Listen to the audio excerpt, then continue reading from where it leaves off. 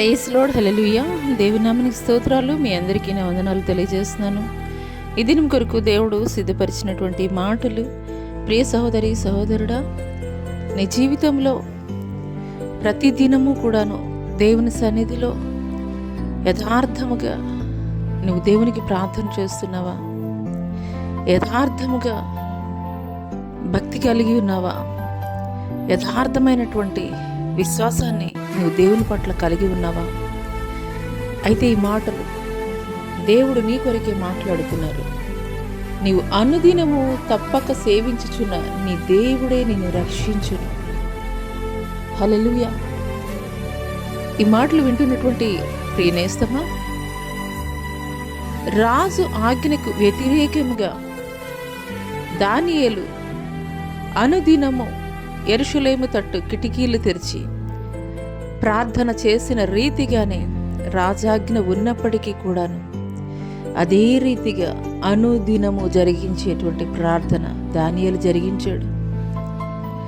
అందుకు ప్రతిఫలముగా దానియేల్ని సింహాల బోనులో ఉంచారు. అటువంటి సమయంలో రాజు రాత్రికాల సమయం అంతా కూడాను దావీదు కొరకు ఎదురు చూస్తూ ఉదయకాల సమయమునే దావీదు ఉన్నటువంటి సింహపు బోని వద్దకు వచ్చి రాజు మాట్లాడుతున్నారు. జీవము కలిగినటువంటి అనుదినము నీవు సేవించుచున్నటువంటి నీ దేవుడే నిన్ను రక్షించనా అని. హల్లెలూయా.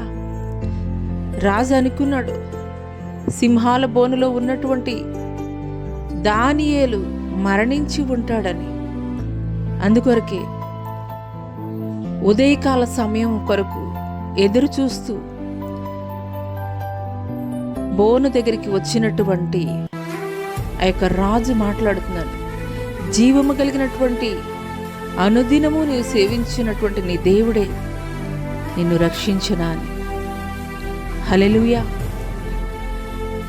ఈ మాటలు వింటున్నటువంటి ప్రియనేస్తమా, అనుదినము క్రమము తప్పకుండా ప్రార్థన చేసేటువంటి అలవాటు క్రమము నీవు కలిగి ఉన్నట్లయితే నీ జీవితంలో ఎదురయ్యేటువంటి పరిస్థితులను గురించి నువ్వు చెల్లించిపోవలసినటువంటి అవసరం లేదు.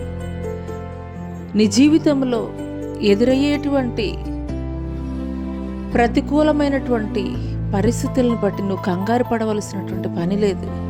ఎందుకొరకనంటే నువ్వు అనుదినము దేవుని ఎదుట యథార్థత కలిగి నువ్వు చేస్తున్నటువంటి ప్రార్థనని దేవుడు చూస్తున్నాడు.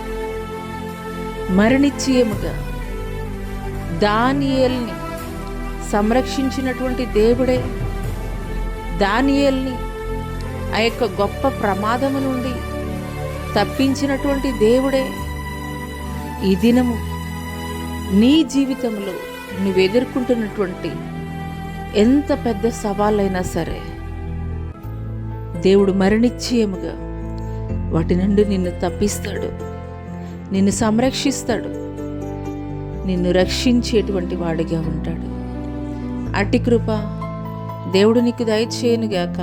ఆమేన్.